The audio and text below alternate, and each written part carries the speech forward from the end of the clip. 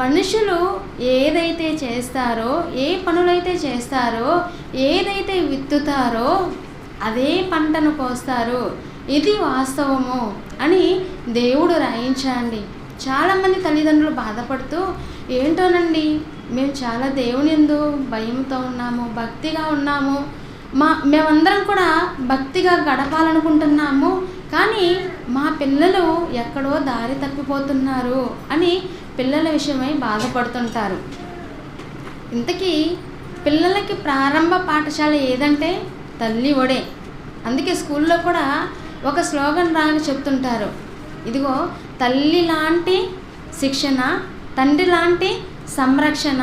అంటే మా స్కూల్లో మీ పిల్లల్ని చేర్పిస్తే ఎలా ఉంటుందంటే, తల్లి ఎలాగైతే నేర్పిస్తుందో, తల్లి ఒడిలో ఉండి పిల్లలు ఎలాగైతే జాగ్రత్తగా నేర్చుకుంటారో అలా ఉంటుంది. అలానే తండ్రి ఎలాగైతే ఆ కుటుంబాన్ని, పిల్లలను సంరక్షిస్తాడో అలాంటి సంరక్షణలో ఇదిగో మేము స్కూల్కి వచ్చినటువంటి ఈ పిల్లలను సంరక్షిస్తాము అని ఇలా హామీలు ఇస్తుంటారండి. ఈరోజు మన దేశంలో రక్షణ అన్నటువంటిది ఉందా అంటే లేదని చెప్పాలి. ఎందుకంటే పిల్లలు ఎవరికి నచ్చినట్లుగా వాళ్ళు మారిపోతున్నారు, ఎవరికి ఇష్టం వచ్చినట్లుగా వారు ప్రవర్తిస్తున్నారు. ఇదిగో ఎవరికి తోచింది ఇదే కరెక్ట్ అని ఆ దారిలో వెళ్ళిపోతున్నారు. ఇప్పుడు దేవుని మాటలు నేర్చుకుంటున్న మనము మన పిల్లల్ని ఎలా పెంచాలి, ఇదిగో మనం ఏది విత్తాలి, మన పంట కూడా అదే కోయబడాలి. మనం విత్తినదే మనం కోస్తామే తప్ప మనం విత్తనిది ఏది కూడా కోయమండి. చాలామంది మాట్లాడుతూ బాధపడిపోతుంటారు, ఏంటోనండి మా ఇంట్లో అసలు మా పిల్లలు మా మాటలు వినడం లేదు అంటే ఈ మాటలు ఎక్కడ నేర్చుకున్నాడో తెలియదని. ఎక్కడ నేర్చుకున్నాడు? ఇంట్లోనే నేర్చుకున్నాడు. ఎందుకంటే తల్లిదండ్రులు మాట్లాడుతున్న ప్రతి మాటని కూడా పిల్లలు చాలా జాగ్రత్తగా ఆలోచిస్తుంటారు. తల్లి ఎవరితో ప్రేమగా మాట్లాడింది అనుకోండి, పిల్లలు కూడా ఎలా మాట్లాడతారు?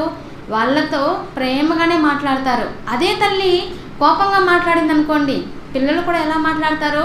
ఇదిగో మన తల్లి, మన అమ్మగారు కోపపడుతున్నారు కనుక మనం కూడా వాళ్ళ మీద కోపంతోనే మాట్లాడాలి, వాళ్ళతో మాట్లాడకూడదు అని ఇలా మారిపోతూ ఉంటారు. అలానే పిల్లలకి తల్లులు ఎలా నేర్పిస్తుంటారు తెలుసా?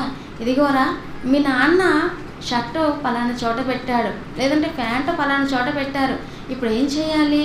నీకు చాక్లెట్ కావాలి కదా, కురుకురే కావాలి కదా, నా దగ్గర అయితే డబ్బులు లేదు, నాన్న అడిగితేనేమో కొడతారు కనుక ఇప్పుడు నువ్వేం చేస్తావు? నువ్వు చిన్నగా వెళ్ళి అందులో ఒక 10 రూపాయలు తీసుకో, నీకు కావాల్సింది నువ్వు కొనుక్కో అంటుంటారు.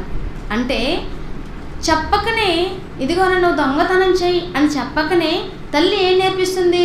ఇదిగో బిడ్డకు అవసరము, నా దగ్గర డబ్బులు లేదు కనుక ఏం చేయాలి?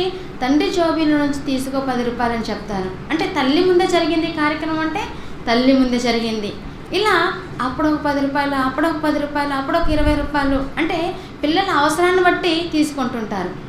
ఇప్పుడు జోబిలో ఎక్కువ డబ్బులు ఉన్నాయి కనుక తండ్రి గమనిస్తాడంటే గమనించడు. ఎందుకు గమనించడు? ఇదిగో ఎక్కడో పోయి ఉంటానులే, నేను ఎక్కడ మర్చిపోయి ఇచ్చేసి ఉంటానులే, ఎవరికి ఇచ్చుంటానులే ఆ 10 రూపాయలని, నేను ఎక్కడ మర్చిపోయానని ఇలా ఆలోచిస్తాడు తప్ప ఇదిగో ఆ 10 రూపాయలు నా ఇంటిలోనే, నా కుటుంబంలోనే నా బిడ్డే దొంగతనం చేసింది, దానికి సహకరించింది నా భార్యే అని తెలుసుకోలేకపోతానండి. అందుకే బయట సమాజంలో కూడా మాట్లాడుతూ ఒక సామెత చెబుతుంటారు, ఇంటి దొంగను కూడా ఎవరూ పట్టలేరంట. అంటే ఇంటిలోని దొంగ ఉంటే ఇంకెవరు పడతారండి? ఎవరు పట్టరు. అందుకే తల్లిదండ్రులుగా ఉన్నటువంటి మనము ఏదైతే విత్తుతామో అదే పంటని కోస్తామని చెప్తున్నారండి. తల్లి బూతులు మాట్లాడుతుంది అనుకోండి, బూతులు 100 బూతులు మాట్లాడుతున్నావు, 100 బూతులు మాట్లాడుతున్నప్పుడు నువ్వు ఉన్నప్పుడైతే నీ బిడ్డ మాట్లాడదు, కానీ నువ్వు లేనప్పుడు అదే బూతు పదం ఉపయోగిస్తారా? ఉపయోగిస్తారండి. మన పిల్లలకి ఈ బూతులు ఎక్కడి నుంచి వచ్చాయండి అని ఆశ్చర్యపోతుంటారు. ఎక్కడి నుంచి వచ్చాయి? నువ్వు మాట్లాడిందే అక్కడ నీ బిడ్డ మాట్లాడుతుంది, నువ్వు చేసిందే నీ నెత్తి మీదకి వచ్చింది, నువ్వు చేసిందే నీ మీదకి. అంటే నువ్వు ఏదైతే చేస్తావో అదే నీకును చేయబడును. అంటే దేవుడు ఎన్నో సంగతులు రాయించండి. దేవుడు రాయించిన మాటల్లో ఏ మాట కూడా, ఏ అక్షరం కూడా తప్పు అయితే కాదు, ఏ మాట కూడా, ఏ పొల్లు కూడా తప్పుపోదండి. ఎందుకంటే దేవుడు భవిష్యత్ జ్ఞాని. దేవుడు భవిష్యత్ జ్ఞాని కనుక ప్రతి ఒక్కరికి అవసరమైనటువంటి మాటలు దేవుడి 66 పుస్తకాలలో వ్రాయించి ఇచ్చానండి. అలాగే చాలామంది మరి తల్లిదండ్రులు అబద్ధం చెప్పమంటుంటారు. మనం చాలాసార్లు ఆలోచించిన సంగతులే. మరలా ఒకసారి వాటిని జ్ఞాపకం చేసుకొని ముందుకెళ్దాం. ఎలాగా?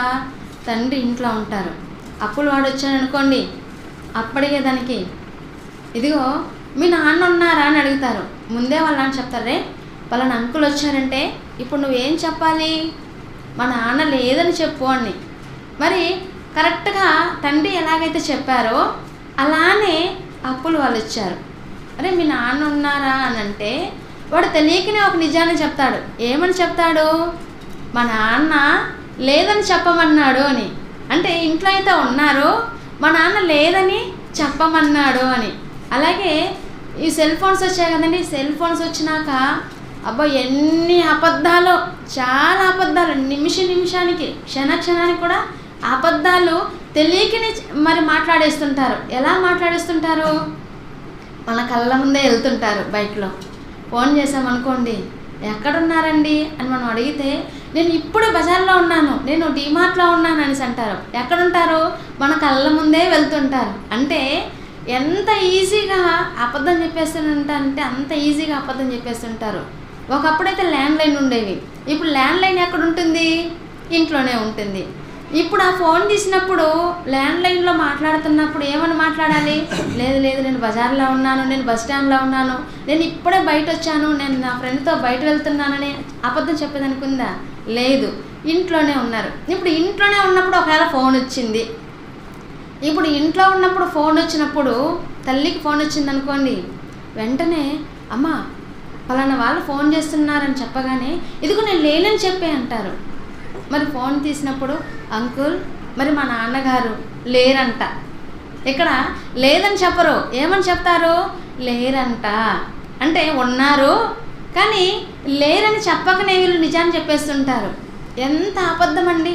అంటే మన పిల్లలకి ప్రారంభ పాఠశాల ఏదంటే తల్లి వడే, మన ఇల్లే, మన కుటుంబమే. మన పిల్లలు ఎక్కడో చూసి దొంగతనాలు నేర్చుకోరు, మన పిల్లలు ఎక్కడో చూసి అబద్ధాలు చెప్పడం నేర్చుకోరు, మన పిల్లలు ఎక్కడో చూసి మరి నేరాలు ఘోరాలు చేయడం కూడా నేర్చుకోరు. కుటుంబంలో పరిస్థితులను చూసి కుటుంబంలో ఉన్నటువంటి ఆ పరిస్థితుల ప్రభావము పిల్లల మీద పడుతుంది. ఒకానొక సందర్భంలో మరి ఒక పాత నిబంధన కాలానికి వెళ్తే భక్తుల గురించి ఆలోచిస్తే భక్తుల గురించి దేవుడే సాక్ష్యం ఇస్తూ ఇదిగో నేను ఎవరి దేవుడని చెప్పారు? నేను అబ్రహాము, ఇస్సాకు, యాకోబుల దేవుడను, నేను వీరి దేవుడని చెప్పడానికి నేను సిగ్గుపడను అనేసి అన్నారండి. ఆ దేవుడు ఎవరి పేరైతే చెప్పారో వారి జీవితాల్లో జరిగిన కొన్ని సంఘటనలు మనం ఆలోచన చేయగలిగితే యాకోబు గారు ఉన్నారు. యాకోబు గారి తండ్రి ఎవరు? ఇస్సాకు. అంటే యాకోబు గారి తండ్రి ఎవరో కూడా తెలియని పరిస్థితిలో, అంత దయనీయమైన స్థితిలో మనం ఉన్నామన్నమాట. ఇప్పుడు అబ్రహాం గారి కుమారుడు ఎవరు? ఇస్సాకు. యాకోబు గారికి తండ్రి ఎవరు? ఇస్సాకు. యాకోబు గారి తండ్రి ఇస్సాకు గారు ఎలా ఉన్నారంటే మరణకాలం సంభవించిందంట. ఇంక నేను కొద్ది దినాల్లో నేను మరణించబోతున్నాను, నేను చనిపోబోతున్నాను అని తన గురించి తనకి తెలిసిపోయింది. చాలామంది కూడా మరణిస్తూ ఎలా చెప్తారో తెలుసా? ఇదిగో నేను ఇంకా కొద్ది కాలమే జీవిస్తాను, ఇక నా టైం అయిపోయింది, దేవుడు నాకు ఇచ్చినట్టు ఆయుష్కాలం అయిపోయిందని ఆనాడు భక్తులు చెప్పుతూ ఇదిగో నేను ఇంకా మరణించి పితరుల యొద్దకు వెళ్ళిపోతానని తమ పిల్లల దగ్గరికి తీసుకొని వాళ్ళ పిల్లల్ని ఆశీర్వదించినట్లుగా కనబడుతుంది. ఇక్కడ మరి ఇస్సాకు గారు కూడా తాను మరణించబోతున్నాను, కానీ ఎప్పుడు మరణిస్తానో నాకు తెలియదు, కనుక నేను మరణించేలోపు ఎలాగైనా సరే ఒక మంచి రుచికరమైన భోజనం చేసి మరణించాలి అని అనుకున్నారంట అండి. అలా మరణించాలని అనుకున్నప్పుడు ఏం చేశారంటే తన కుమారుని పిలిచాడు. ఎవరిని పిలిచారు? పెద్దవాడ నుండి ఏశావుని పిలిచారు. ఏశావుని దగ్గరికి పిలిచి ఏమని చెప్తున్నానంటే ఇదిగోనైనా నేను ఎప్పుడు మరణిస్తానో నాకు తెలియదురా, కనుక నేను మరణించే లోపు ఇదిగో మంచి వంటను తిని నేను మరణించాలనుకుంటున్నాను అని చెప్పారు. ఈరోజు కూడా సమాజంలో మరణించే ముందు బామ్మ నీ కోరిక ఏంటో చెప్పు అని అనగానే, ఇదిగో మాంసం నవ్వలేకపోయినా ఏం కావాలనుకుంటుంది, నాకు ఎలాగైనా సరే నేను మరణించేలోపు మాంసంతో ఒక్క ముద్దైనా తిని మరణించాలి అని ఇలా కోరుకుంటూ ఉంటారు. ఇక్కడ ఈయన కూడా అలానే అడుగుతున్నారు. ఏమని అడుగుతున్నారు, నేను మంచి భోజనం చేసి నేను మరణించాలని. అప్పుడు ఏశావు చెబుతున్నారు, ఇస్సాకర్ చెబుతున్నప్పుడు, ఇదిగో నువ్వు వెళ్ళి నీ దగ్గర బాణం ఉంది కదా, బాణాన్ని తీసుకొని వెళ్ళు, అడవికి వెళ్ళు, వేటాడు. అక్కడ వేటాడిన తర్వాత ఆ వేట మాంసం తీసుకొని వచ్చి రుచిగా నాకు వండి పెట్టు. అప్పుడు నేను వాటిని తిని నేను నిన్ను ఆశీర్వదిస్తాను అని చెబుతున్నప్పుడు, ఇంట్లోనే ఇప్పుడు అక్కడ ఉన్నది ఎవరండి, నలుగురే కదా. అక్కడ ఉన్నటువంటిది ఇస్సాకు గారు, అలాగే వాళ్ళ భార్య, ఇద్దరు పిల్లలు. ఈ ఇద్దరు పిల్లలు ఉంటున్నప్పుడు ఒక కొడుకుని దగ్గరికి పిలిచారు. ఇదిగో అమ్మగారేమో తలుపు దగ్గర నిలబడుకొని వింటూ ఉన్నదన్నమాట. అంటే కొడుకు ఏం చెప్తాడా అని. చాలామంది తల్లుల్లో కూడా ఇలాంటి మరి దాన్ని ఏమనాలో కూడా నాకు అర్థం కాదండి. అలాంటి స్వభావం కలిగినటువంటి వాళ్ళు ఉంటారు.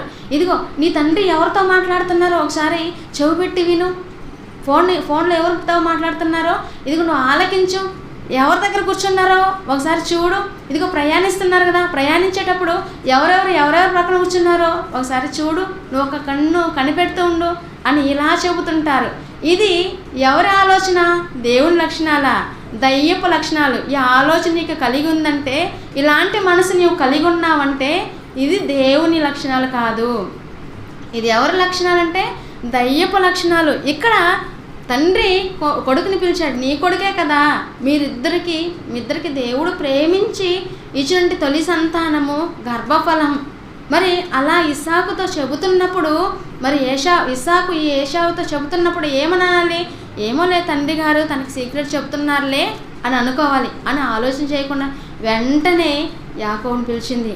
రే ఇట్రా, నీకు ఫ్రెండ్స్ అని ఊరు తిరగడమేనా, అలా తిరుక్కుంటూనే ఉంటావా, రా దగ్గరికి రా. ఏం చెప్పాడో తెలుసా, మీ నాన్న మరణించే ముందు ఆశీర్వాదాలన్నీ ఇదిగో మరి ఏశావుకి ఇచ్చి వెళ్ళిపోతారంట. మరి నువ్వు ఎలా బతుకుతావురా, నువ్వు ఎలా జీవిస్తావురా. చాలామంది తల్లిదండ్రులు కూడా ఎవరిని ఎక్కువగా ప్రేమిస్తుంటారు, చిన్న వాళ్ళనే. ఎందుకు, ఇదిగో పెద్దవాడు ఎలాగో ఒకలాగా తెలివితేటలతో బ్రతికేస్తాడులే, చిన్నవాడు ఏ పని చేసుకోలేడు, చిన్నవాడు పాపం వాడు ఎలా జీవిస్తాడో వాడికే తెలియదు, కనుక వాడికి సహాయం చేయాలని అలా ఆలోచించిందండి ఆ తల్లి. అలా ఆలోచించి ఏం చేసింది, దగ్గరకు పిలిచింది. ఇదిగోరా, మరి వేటకి వెళ్తున్నాడు కదా, వేటకి వెళ్ళేలోపే నేను నీకు ఉపాయం చెప్తాను, నేను చెప్పినట్లు నువ్వు చెయ్యి, ఆ ఆశీర్వాదాలన్నీ నువ్వే కొట్టే. ఇక్కడ తల్లి చెప్పకనే ఒక అబద్ధాన్ని నేర్పిస్తుంది, ఒక చెడుని నేర్పిస్తుందండి. ఇక్కడ మరి ఏశావు గారు మరి ఏం చేస్తున్నారు, వేటకి వెళ్ళారు. యాకోబు ఉన్నాడు కదా, యాకోబు ఏం చేశారు, ఇదిగో నువ్వు వెళ్ళి మందలో నుండి 2 మేకపిల్లలను తీసుకొని వచ్చేసాయి, దాన్ని వధించేసాయి. మరి ఆ వధించినంటే ఆ మాంసాన్ని తీసుకొచ్చి నాకు ఇచ్చావంటే నేను రుచిగల భోజ్యమును నేను వండి పెడతాను, నీ తండ్రికి ఏది ఇష్టమో ఆ భోజనాన్ని అంతా కూడా నేను సిద్ధం చేస్తాను, నువ్వు వెళ్ళి తండ్రికి ఇచ్చేయని చెప్తుందండి. అలా చెప్పగానే ఇక్కడ ఓకే, మరి మాంసం అయితే తెచ్చి ఇచ్చేస్తాను, కానీ మరి మా అన్నకి ఎలా ఉంటుంది, చర్మం అంతా కూడా ఒళ్ళంతా కూడా వెంట్రుకలతో ఉంటుంది, రోమాలతో ఉంటుంది. మరి అలా వెంట్రుకలతో ఉన్నప్పుడు తండ్రి నన్ను కనిపెట్టేస్తే, మళ్ళీ దానికి కూడా తల్లి ఒక ఐడియా ఇస్తుందండి. ఏంటో తెలుసా, ఇదిగో ఏదైతే ఆ మేక చర్మం ఉందో దాన్ని తీసుకొని వచ్చి ఇప్పుడు నువ్వేం చేయాలి, నువ్వు కప్పుకో, అప్పుడు నీ తండ్రి నిన్ను తడివి చూసినప్పుడు ఆ వెంట్రుకలు అలా తగులుతాయి, అవును నా కొడుకు మరి ఏశావు ఇతనే అని నమ్మేస్తారు అని చెప్పినప్పుడు అతను అలానే చేస్తారు. ఇదిగో తండ్రి, మరి భోజనం నేను మీకు సిద్ధపరిచాను, నేను తీసుకొని వచ్చాను అని ఇక్కడ వెళ్తున్నప్పుడు యాకోబు వెళ్ళి తండ్రి దగ్గరికి వెళ్తున్నప్పుడు ఇదిగో మరి గొంతు మరి ఇది యాకోబుది లాగుందే, ఏశావు కాదే అని అడుగుతారు. లేదు నాన్న, కరెక్టే, నేను ఏశావునే, ఒకసారి కావాలంటే నన్ను తడివి చూడండి అని అనగానే వృద్ధాప్యంలో ఉన్నారు కదండి తండ్రి, వృద్ధాప్యంలో ఉన్న తండ్రికి మరి చూపు మరి మందగించింది. ఇప్పుడు ఏం చెయ్యాలి, తడివి చూశారు. తడివి చూడగానే ఆ వెంట్రుకలన్నీ మరి చేతికి తగలగానే అవునవును అంటే నేను వినడంలోనే నేను పొరపాటుగా విన్నాను అని అనుకున్నారు. ఇదిగో మరి ఆ భోజనాన్ని భుజించేశారు, ఆశీర్వాదాలన్నీ కూడా ఇచ్చేశారండి. ఈలోపు ఏశావు వెళ్ళారు కదా, వేటకి వెళ్ళారు, వేట మాంసం తీసుకొని వచ్చారు, వండారు. వండిన తర్వాత తల్లి దగ్గరికి వచ్చారు. వచ్చిన తర్వాత ఎవరు అని అడగగానే, నేను నాన్న, నువ్వు ఇష్టపడి నీ కొడుకుని ఏశావని అని అన్నప్పుడు తండ్రి బాధపడిపోతుంటాడండి, దుఃఖపడిపోతుంటాడు, ఏడుస్తూ ఉంటాడు. ఎందుకు బాధపడిపోతున్నాడు, ఎందుకు దుఃఖపడిపోతున్నాడు, ఎందుకు ఏడుస్తున్నాడు అంటే ఉన్న ఆశీర్వాదాలను కూడా ఎవరికి ఇచ్చేశారు? యాకోబుకి ఇచ్చేశారు. మరి యాకోబుకు ఇచ్చేసినట్టే ఆశీర్వాదాలన్నీ అతను పొందుకునేశాడు. ఇదిగోరా, నేను నీకు ఇవ్వడానికి ఏది కూడా నా దగ్గర లేదు అని బాధపడిపోతూ దుఃఖపడిపోతున్నానండి. ఒకసారి ఆ సందర్భాన్ని ఒకసారి మనం ఆలోచన చేయగలిగితే ఆదికాండము 27వ అధ్యాయము 33వ వచనము. ఆదికాండము 27వ అధ్యాయము 33వ వచనంలో మనం చూడగలిగితే, ఇస్సాకు మిక్కటముగా గడగడ వణుకుచు, అట్లయితే వేటాడిన భోజమును నా యొద్దకు తెచ్చిన వారెవరు? నీవు రాక మునుపు నేను వాటన్నిటిలో తిని అతను నిజముగా దీవించితిని, అతడు దీవింపబడిన వాడే అనెను. ఇదిగో, నేను నిజంగా అతనిని దీవించేశాను అంటే అంతకు ముందు వచ్చింది ఎవరు అని అనగానే అక్కడ ఎవరు వచ్చినట్లు కనబడుతుందండి? యాకోబు వచ్చినట్లుగా కనబడుతుంది. మరి ఆశీర్వాదాలన్నీ కొట్టేశారంటే ఆశీర్వాదాలన్నీ తండ్రి దగ్గర ఎన్ని ఆశీర్వాదాలు ఉన్నాయో అవన్నీ పొందేశారండి. ఆ ఆశీర్వాదాలు ఇచ్చేసినందుకు ఇక్కడ మరి ఇస్సాకు గారు ఏం చేస్తున్నారంటే గడగడ వణుకుచున్నారంట. అయ్యో, నా పెద్ద కొడుకు కదా నేను ఇవ్వాలనుకున్నాను, ఎవరు చేశారు ఇంత పని అని అన్నప్పుడు అక్కడ మరి రెబ్కమ్మ గారు అలాగే యాకోబు గారు చేసినట్లుగా కనబడుతుందండి. ఎందుకు మరి వారి ద్వారా చేయించారని మనం ఆలోచన చేయగలిగితే, ఒక పూట కూటి కోసం ఏం చేశారు? ఇదిగోరా, పెద్దోడనంటే హక్కు నాకు వద్దులే, నువ్వు తీసుకో అనేసి అన్నారండి. అలా అన్నటువంటి వాడు ఎన్ని ఆశీర్వాదాలు ఇస్తే దాన్ని దక్కించుకోగలరా? ఏదేమైనప్పటికీ దేవుని నిర్ణయం ప్రకారమే ఇదిగో తల్లి అక్కడ చెప్పినట్లుగా, తల్లి చెప్పిన విధంగా కుమారుడు చేసినట్లుగా ఆశీర్వాదాలన్నీ మరి కొట్టేసినట్లుగా యాకోబు గారే మొత్తం ఆశీర్వాదాలన్నీ తీసుకున్నట్లుగా కనబడుతుందండి. ఇక్కడ తల్లిదండ్రులుగా ఉన్నటువంటి వాళ్ళు గమనించవలసిన విషయం ఏంటంటే, మనం ఏదైతే చేస్తామో అదే మన పిల్లలు చేస్తారు. మనం పాత్రలు తవ్వమనుకోండి, వాళ్ళు చిన్న చిన్న బుడిగిలు తెచ్చుకొని ఏం చేస్తారు? చిన్న బుడిగిలు తెచ్చుకొని వాటిని కడగాలనుకుంటారు. మనం వంట చేస్తున్నాం అనుకోండి, పిల్లలు పక్కన కూర్చొని ఇదిగో అమ్మ నేను వంట వండుతాననేసి మనం వండిన వాటిలో నుంచి కొన్ని తీసుకొని ఆ బుడిగిలలో వేసుకొని ఇదిగో నేను వంట వండాను అని చెబుతుంటారు. బట్టలు ఉతుకుతున్నాం అనుకోండి, వాళ్ళు చిన్న ఖర్చీలు తీసుకొచ్చి వాళ్ళు ఉతకాలనుకుంటారు. ఇక్కడ మరి తల్లి ఏదైతే చేస్తుందో దాన్ని పిల్లలు ఎవరైతే చూస్తారో వాళ్ళు అదే చేస్తారని ఇక్కడ ఎంతగా బాధపడిపోయాడండి తండ్రి యాకోబు గారు. మరి తన దగ్గర ఉన్నటువంటి ఆశీర్వాదాలని తీసుకునేశారని చాలా దుఃఖపడిపోయారు, చాలా బాధపడిపోయారు, గడగడ వణుకుతున్నారంట. ఏంటి నేనా మరి ఏశావుకి ఇవ్వాల్సినటువంటి ఆశీర్వాదాలన్నీ కూడా యాకోబు పొందేశాడా అని బాధపడ్డాడండి ఒక తండ్రిగా. అలాంటి దుఃఖమే మరి యాకోబు జీవితంలో జరిగిందా లేదా? తండ్రిని దుఃఖపెట్టాడు అక్కడ. అలాంటి దుఃఖమే ఇతను పొందాడా లేదా అని మనం చరిత్రలోకి వెళ్ళి మనం ఆలోచించగలిగితే, ఏదైతే విత్తాడో అదే పంటనే కోసినట్లుగా కనబడుతుంది. విత్తింది ఎవరు? యాకోబు గారు. మరలా పంటను కోయాల్సింది ఎవరు? యాకోబు గారే అండి. అదే పంటను కోసినట్లుగానే దేవుడు బైబిల్లో రాయించారండి. మరో సందర్భం గురించి మనం ఆలోచన చేయగలిగితే, ఇదిగో మరి యాకోబు గారు వెళ్ళారు మామ ఇంటికి. అక్కడ ఏం చేశారు? ఆస్తిని సంపాదించారు, సమకూర్చారు. ఆ ఆస్తి అంతటిని తీసుకొని మరలా ఎక్కడికి వచ్చారు? మరలా తన తండ్రి ఏ దేశంలో అయితే ఉన్నారో ఆ ప్రదేశానికే వచ్చేసారు. తన తండ్రి ఇంటికే, కనానికే వచ్చేసారు. అలా వచ్చేసిన తర్వాత అక్కడ మరి వాళ్ళందరూ సంతోషంగా ఉంటారు. అలా ఉంటున్నప్పుడు ఇప్పుడు యాకోబు గారు వృద్ధాప్యంలోనికి వెళ్ళిపోయారు.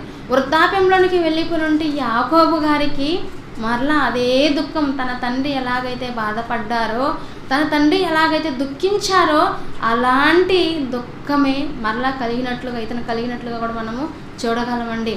అలా వచ్చారు. వచ్చిన తర్వాత వారితో ఉన్నటువంటి అన్నలు, మరి యోసేపు గారు ఉన్నారు కదా, యోసేపు గారితో పాటు ఉన్నటువంటి అన్నలతో పాటు యోసేపు గారు అప్పుడప్పుడు వెళ్తారు. తన అన్నల దగ్గరికి వెళ్ళి తమ అన్నల క్షేమ సమాచారం తెలుసుకొని మరలా తిరిగి తండ్రి దగ్గరకు వచ్చి, ఇదిగో మరి అన్న వాళ్ళు ఎలా ఉన్నారా అని చెప్పినప్పుడు, బాగానే ఉన్నారు, మరి క్షేమంగానే ఉన్నారు తండ్రి అని అక్కడ ఏ ఏ సంగతులు అయితే జరుగుతాయో వాటినన్నిటిని అక్కడ పరిశీలించి మరలా తీసుకొచ్చి తండ్రికి చెబుతూ ఉంటారు. ఇలా కొద్ది రోజులు అన్నలతో పాటు కొద్ది రోజులు తండ్రితో పాటు ఇలా గడుపుతూ ఉంటారు. మన ఆ యోసేపును ప్రేమించి తన తండ్రి ఏం చేస్తారు తెలుసా, చక్కటి నిలువుటంగిని కుట్టిస్తారండి. అతన్ని చూసినప్పుడంతా తన అన్నలకి ఎక్కువ ఒకవైపు బాధ, ఒకవైపు కోపము, ఒకవైపు మరి ఈర్ష్య పెరిగిపోతూ ఉంటుంది. ఈరోజు కూడా సమాజంలో ఒకరు గొప్పగా బ్రతుకుతున్నారనుకోండి, ఒకరు ఇల్లు కట్టుకున్నారనుకోండి, ఏంటో మేము ఈ ఊర్లో మేము ఎవరం కట్టుకోలేదు ఇల్లు, ఎంత పెద్ద ఇల్లు వీళ్ళు కట్టారు, ఎక్కడి నుంచి వచ్చేసాయి డబ్బులు, ఎక్కడి నుంచి వచ్చేసాయి, అప్పు చేసి నానా తిప్పలు పడి నానా బాధలు పడి అక్కడ ఇల్లు నిర్మించారు. మరి వీళ్ళకి ఎక్కడి నుంచి వచ్చింది, ఎక్కడి నుంచి వచ్చిందని గుండెలు బాదుకుంటూ ఉంటారండి. మరి ఎక్కడి నుంచి వచ్చిందంటే అప్పు చేశారు, ఇదిగో ఉండడానికి ఒక నివాసం ఏర్పాటు చేసుకోవాలనుకున్నారు, ఇది ఆ గృహంలో ఉంటూ దేవుని కార్యక్రమాలు జరిగించాలనుకున్నారు. మరి ఇవన్నీ ఆలోచించారంటే ఇవన్నీ ఆలోచించారండి. ఇదిగో సహోదరుడు ఎంత కష్టంతో పాపం ఇల్లు కట్టాడో అని ఆలోచిస్తారా? అలా ఆలోచించరు. అలా ఆలోచిస్తే చాలా మంచిదండి. అంటే సహోదరుని కష్టంలో మనము పాలు పంచుకోవచ్చు, కానీ అలా ఆలోచించరు. ఇక్కడ కూడా తన సహోదరులు ఎలా ఆలోచిస్తున్నారంటే, ఇదిగో మరి నా తండ్రి, మా తండ్రి ఎవరిని ప్రేమిస్తున్నాడు, ఇదిగో చిన్నవాడుగా ఉన్నటువంటి ఈ యోసేపునే ప్రేమిస్తున్నాడు, ఇతనికే మంచి బట్టలంట, అంటే మాకు అవసరం లేదా, మేము ఎప్పుడు ఈ మందలు మేపుకుంటూ ఉండాలా, మా బ్రతికి ఇంతేనా అని వాళ్ళు అలా మాట్లాడుకుంటున్నారు. అలా మాట్లాడుకుంటున్నప్పుడు ఈ యోసేపు గమ్మున ఉండొచ్చు కదా, లేదండి కళ్ళకంటూ ఉంటాడు. కళ్ళకని మరలా ఇదిగో అన్న నేను ఇలా కలగన్నాను అని అనగానే ఎలా ఉంటుంది, ఏంట్రా మేమందరము నీకు నమస్కారం చెయ్యాలా, నువ్వు కళ్ళకంటావా, నువ్వు కళ్ళకంటుంటే ఆ కళ్ళు విని మేము సంతోషించాలా, ఏంటి మేం కాకుండా సూర్యుడు చంద్రుడు అంటే తల్లిదండ్రులు కూడా నీకు సాష్టాంగ నమస్కారం చెయ్యాలా అని ఇంకా ద్వేషాన్ని పెంచుకుంటుంటారండి. అలా పెంచుకుంటూ ఉన్నప్పుడు తండ్రి పంపిస్తారు, ఇదిగో నాన్న మరి అన్నలు మరి ఆ అరణ్య ప్రాంతంలో మందను మేపుతున్నారు కదా, నువ్వు వెళ్ళి అన్న వాళ్ళు ఎలా ఉన్నారో ఒకసారి వాళ్ళని అడిగి తెలుసుకుంటారా, వాళ్ళ క్షేమ సమాచారం అడిగి తెలుసుకుంటారా అని అన్నప్పుడు ఏం చేస్తారండి, ఇదిగోరా కళ్ళకనేవాడు వస్తున్నాడు. ఈరోజు మనం కూడా అరే మీరు బాగుపడాలంటే దేవుని మాటలు నేర్చుకోండిరా, దేవుని పాటలు పాడండిరా, దేవుని గురించి జీవించండిరా, దేవుడు చెప్పినట్లుగా బ్రతకండిరా అని అన్నప్పుడు ఎలా మాట్లాడుతుంటారు, ఎదిగోరా మరి ఆ క్రైస్తవులు వచ్చేస్తున్నారు, క్రైస్తవ మతాన్ని పుచ్చుకున్నటువంటి వాళ్ళు వచ్చేస్తున్నారు, ఇదిగో అక్కడ వెళ్తున్నారు, వీళ్ళు భక్తులు అని ఇలా మాట్లాడుతుంటారు. ఇక్కడ కూడా ఏసావు గారిని చూసినప్పుడు వాళ్ళ అన్నలు కళ్ళకంటున్నవాడు వస్తున్నాడురా, వచ్చేస్తున్నాడు అని అన్నల దగ్గరికి వచ్చాడు, ఆ కళను చెప్పాడు. ఎలాగైనా సరే ఇతన్ని అంతమొందించాలి అనుకున్నారు, కుట్ర పన్నారు. కుట్ర పడిన తర్వాత ఆ రోజు మరి యాకోబు గారు తన తండ్రిని ఎలాగైతే దుఃఖపరిచారో అలాంటి దుఃఖమే ఇక్కడ కూడా ఈ తండ్రికి యాకోబు గారికి తన కుమారులు కలిగించినట్లుగా కనబడుతుందండి. అలా తన తమ్ముడు వచ్చేసాడు. వచ్చిన తర్వాత ఏం చేశారు, అతన్ని కొట్టి మిద్యానీయులకి అమ్మేశారు. అక్కడ ఒక సంఘటన జరుగుతుందండి. ఏంటదంటే అతని వస్త్రాలు ఉన్నాయి కదా, అతని బట్టలు, ఈ బట్టలని ఏం చేశారంటే మేకను చంపి ఆ రక్తంలో దాన్ని ఏం చేశారంట ముంచారు. ఆ రక్తంలో ముంచి ఇప్పుడు దీన్ని తీసుకొని వెళ్తున్నారు. ఏమని తండ్రి దగ్గరికి వెళ్ళి, ఇదిగో మరి ఏషావు వచ్చాడు కదా ఎక్కడా అని అన్నప్పుడు, ఏంటోనండి మరి ఈ బట్టలు కనబడ్డాయి అరణ్యంలో, ఇవి నీ కుమారునివేమో, ఒకసారి కనిపెడతావేమని నేను వీటిని తీసుకొని మీ దగ్గరికి వచ్చానని చెబుతున్నప్పుడు అక్కడ తండ్రి ఎంతగానో బాధపడిపోతున్నాడండి, ఎంతగానో ఏడుస్తుంటాడు, ఎంతగానో దుఃఖాక్రాంతులైపోతుంటాడు. ఏంటి నా కొడుకుని దుష్టమృగంలో చంపేస్తుంటాయి, ఇదిగో ఈ బట్టలు ఎవరివో కాదు నా కొడుకువే, నేనే స్వయంగా నేను కుట్టించాను కదా నిలువుటంగి, ఇది కరెక్టే నా కొడుకే చనిపోయాడని దుఃఖపడిపోయి బాధపడిపోయి ఏడుస్తున్నానండి. ఒకసారి ఆ సంఘటన కూడా మనం చూడగలిగితే ఆదికాండము 37వ అధ్యాయము, ఆదికాండము 37వ అధ్యాయము 35వ వచనం నుంచి చూడగలిగితే 31 నుంచి మనం చూడగలిగితే, వారు యోసేపు అంగిని తీసుకొని ఒక మేకపిల్లను చంపి దాని రక్తంలో ఆ అంగీని ముంచి ఆ విచిత్రమైన నిలువుటంగిని పంపగా వారు తండ్రి వద్దకు దానిని తెచ్చి, ఇది మాకు దొరికెను, ఇది నీ కుమారుని అంగి అవునో కాదో గుర్తుపట్టమని చెప్పిరి. ఇదిగో మరి అక్కడ దొరికింది, అక్కడ దొరికినటువంటి ఆ అంగి ఇది నీ కుమారునిదో కాదో గుర్తుపట్టు అని చెప్పి తండ్రి దగ్గరికి పంపిస్తున్నారండి. అతడు దాన్ని గుర్తుపట్టి, ఈ అంగి నా కుమారునిదే, దుష్టమృగవాడిని తినివేసెను, యోసేపు నిశ్చయముగా చీల్చబడినను. ఇదిగో తండ్రి నమ్మేశాడండి, యోసేపు నిశ్చయముగా చీల్చబడ్డాడని. ఆ రోజు యాకోబు మోసం చేసినప్పుడు నిశ్చయంగా ఇతను ఏశావని నమ్మాడా లేదా? ఇదిగో ఆ రోమాలను తడిమి చూసినప్పుడు అవును నిశ్చయంగా నా కుమారుడే, మరి ఏశావే యాకోబు కాదు అని అనుకున్నాడు, నమ్మేశాడు. ఇక్కడ కూడా అలాంటి సంఘటన జరిగిందండి. ఏంటండి, నిలువుటంగిని అక్కడ రక్తంలో ముంచి ఒక మేకపిల్లని చంపి ఆ రక్తంలో ఆ అంగీని ముంచి తీసుకొని వెళ్ళి చూపిగానే ఇదిగో ఇది నీ కుమారునిదే కాదో అని చూడని చెప్పగానే నిశ్చయంగా నా కుమారుని దుష్టమృగాల్లో చంపేశాది, ఇది నా కుమారునిదే అని బాధపడుతూ అతను ఏం చేస్తున్నాడు, యాకోబు తన బట్టలు చింపుకొని తన నడుమున గోనె పట్ట కట్టుకొని అనేక దినములు తన కుమారు నిమిత్తము అంగలార్చుచుండగా అతని కుమార్తెలందరూ అతన్ని ఓదార్చుడికి యత్నం చేసిరి. అయితే అతడు ఓదార్పు పొందనొల్లక, నేను అంగలార్చుచు మృతుల లోకమునకు నా కుమారుని యొద్దకు వెళ్ళదనని చెప్పి అతని తండ్రి అతని కోసము ఏడ్చెను. ఏంటండి అంటే, ఏదైతే విత్తారో అదే కోసారా? ఆ రోజు ఆ తండ్రి ఎంత బాధపడ్డారండి, గడగడ వణికారంట, బాధపడ్డారంట, ఏడ్చారంట, ఎంతగా రోధించుంటారు ఆ తండ్రి. అదే ఏడుపు మరలా ఇక్కడ కుమారుడు ఎవరినైతే ఏడిపించాడో, ఎవరైతే అవతల వాళ్ళని ఏడుస్తుంటే ఆనందించాడో, ఆశీర్వాదాలను నేను పొందేశానని ఏ కొడుకు అయితే సంతోషపడ్డాడో అదే కొడుకు ఏడవలసిన పరిస్థితి వచ్చిందండి. ఈరోజు సమాజంలో వెళ్ళి మనం ఆలోచన చేయగలిగితే అవతల వాళ్ళు ఏడుస్తున్నారనుకోండి, యువతల వైపు ఉన్నటువంటి వాళ్ళు ఏం చేస్తుంటారు, చాలా ఆనందపడిపోతుంటారు, చాలా సంతోషంగా ఉంటారు. అమ్మయ్య, ఈరోజు ఇన్ని రోజులు ఎదురు చూస్తాను, ఎందుకు ఆ కుటుంబము ఎప్పుడు ఆనందంగా ఉంటుంది, ఎప్పుడు సంతోషంగా ఉంటుంది, ఎప్పుడు ఆ ఇంటిలో పండగ వాతావరణమే కనబడుతుంది, వీళ్ళు ఎప్పుడు ఏడవడం లేదు, ఎప్పుడు దుఃఖపడడం లేదు అని అనుకున్నాను. ఇప్పుడు నా మనస్సు నిమ్మలించింది, నెమ్మదిగా ఉంది. ఏంటి, ఆ కుటుంబము దుఃఖంతో ఉంది, ఆ కుటుంబము బాధతో ఉంది. ఇలా సంతోషపడే వాళ్ళు చాలామంది ఉంటారండి. ఇక్కడ ఏదైతే విత్తారో అదే పంటను కోసారా లేదా యాకోబు గారు? కోసారండి. అంటే తన తండ్రికి ఎలాగైతే మోసం జరిగిందో, తన కుమారుడుగా తాను ఎలాగైతే మోసం చేశారో, ఇక్కడ కూడా తన పిల్లలు కూడా తన తండ్రిని మోసపరిచారు. అందుకే మరి మీరేంటో అదే మీ పిల్లలు, అంటే మనం ఏంటో అదే మన పిల్లలు. మనం ఎలాగైతే ప్రవర్తిస్తామో, మనం ఎలాగైతే నడుచుకుంటామో, మన పిల్లలు కూడా ఎలా ఉంటారు, అలానే ఉంటారు. మన పిల్లలకి మంచిగా దేవుని గురించి మాటలు చెప్పామనుకోండి, మంచిగా పాటలు పాడండి నాయన అనేసి మనము పాడుతూ మనము నేర్చుకుంటూ మన పిల్లలకు చెప్తే అప్పుడేం చేస్తారు, మా అమ్మే పాడుతున్నప్పుడు, మా నాన్నే పాడుతున్నప్పుడు నేను ఎందుకు పాడకూడదు, మా అమ్మే ప్రార్థన చేసేటప్పుడు నేను ఎందుకు ప్రార్థించకూడదు అని మనల్ని చూసి మన పిల్లలు ప్రార్థించడం కానివ్వండి, పాటలు పాడడం కానివ్వండి, దేవుని మాటలు నేర్చుకోవడం కానివ్వండి, ఇలా మనల్ని చూసి మన పిల్లలు నేర్చుకుంటారు. కనుక మనం ఏం చేయాలి, మొదటిగా మనం పాడేది నేర్చుకోవాలి, మొదటిగా మనం బైబిల్ చదివేది నేర్చుకోవాలి, మొదటిగా మనం ప్రార్థన చేయడం నేర్చుకోవాలి. మనం కుటుంబంలో ప్రార్థించేటప్పుడు, మనం కుటుంబంలో పాటలు పాడుతున్నప్పుడు, మనం కుటుంబంలో దేవుని గురించి మాటలు ధ్యానిస్తున్నప్పుడు మన పిల్లలు వేరే మాటలు వింటారా? వినడానికి అవకాశమే ఉండదు. మన పిల్లలు కూడా దేవుని మాటలే మాట్లాడతారు, దేవుని గురించి మాట్లాడతారు. కనుక ఇదిగో ఏదైతే విత్తుతామో అదే పంటనే కోస్తామండి.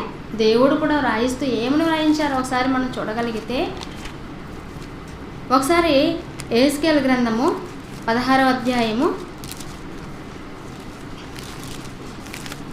59వ వచనంలో 2వ భాగాన్ని చూడగలిగితే, యెహెజ్కేలు గ్రంథము 16వ అధ్యాయము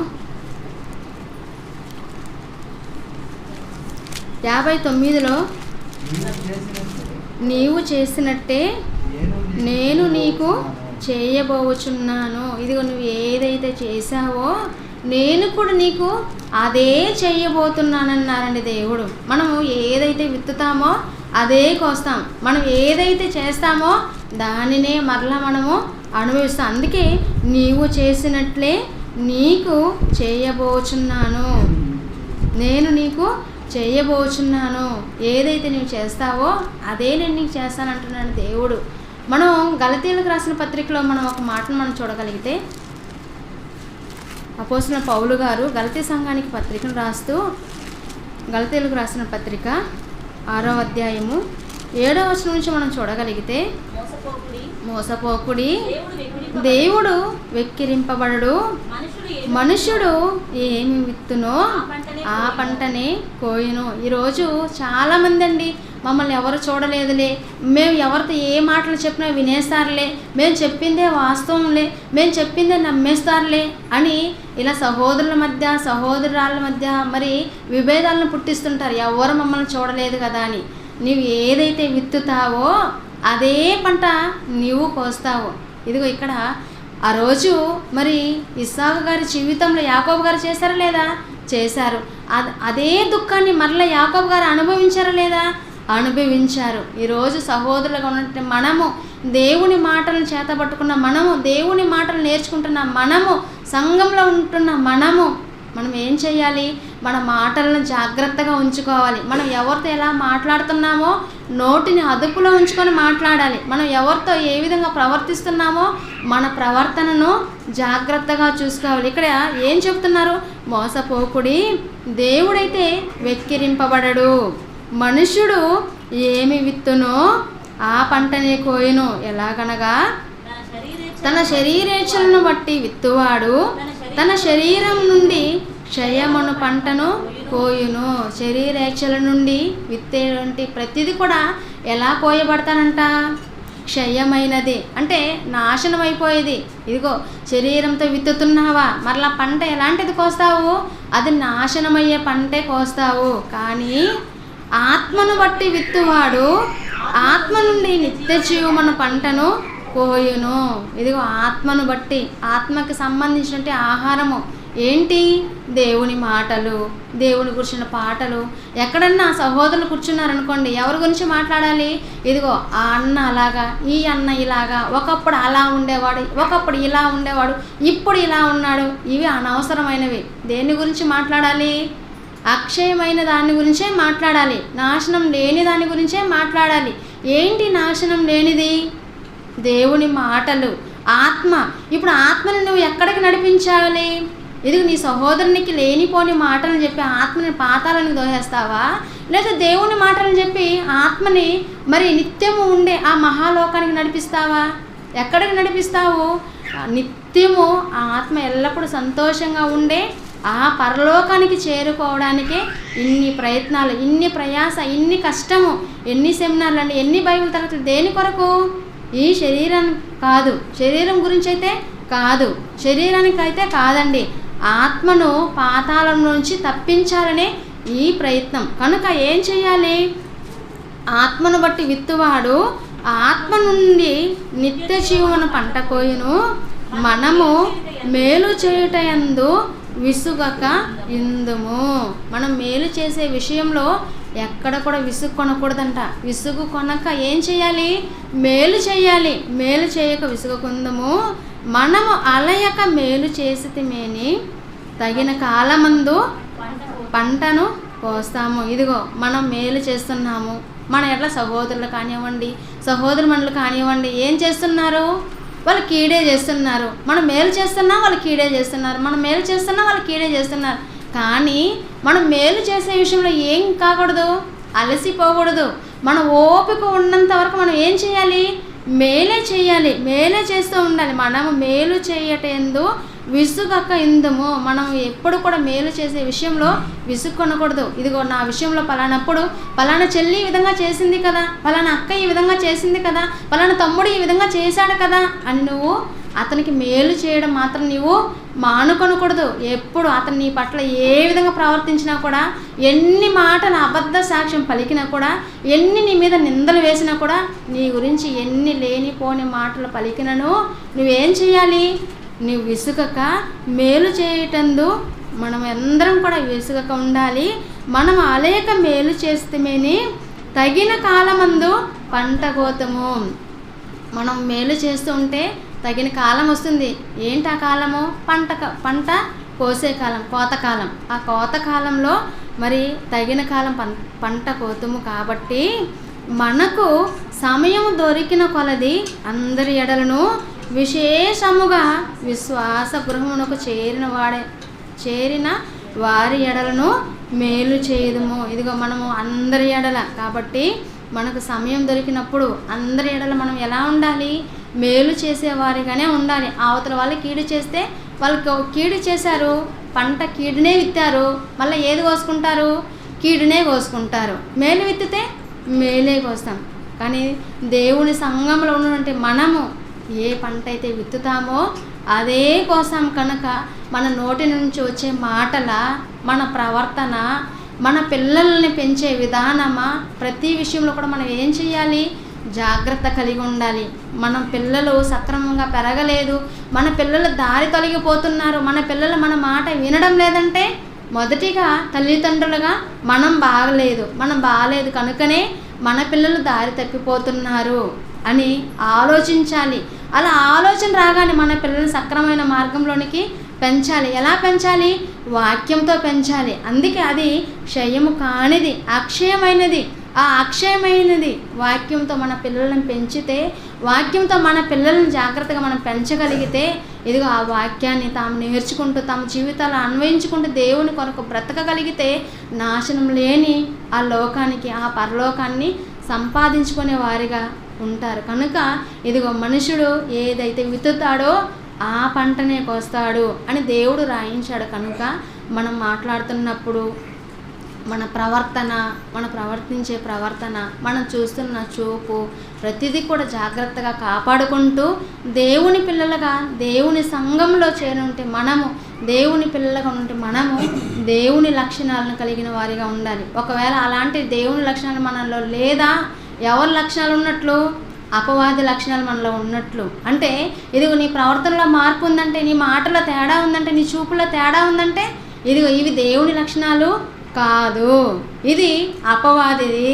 కనుక ఇదిగో మనం మనుషులుగా ఉంటే మనం మాట్లాడేటప్పుడు జాగ్రత్తగా మాట్లాడుతూ దేవుని గురించిన మాటలను మనము నేర్చుకుంటూ మన పిల్లలకి నేర్పిస్తూ దేవుడు ఉన్నటువంటి ఆ మహాలోకాన్ని సంపాదించుకునే వారిగా మనం అందరం ఉండాలని కోరుకుంటూ నా మాటలు ముగిస్తున్నాను. అందరికీ నా వందనాలు.